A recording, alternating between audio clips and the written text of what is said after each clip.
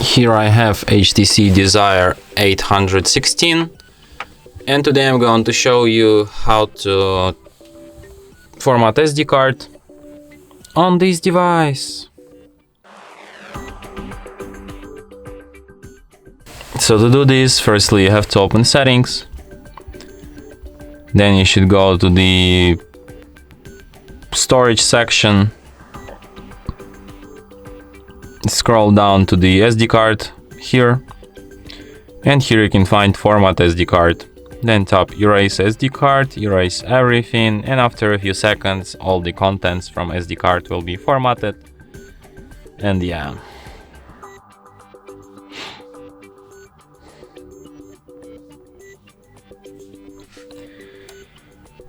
And that's it.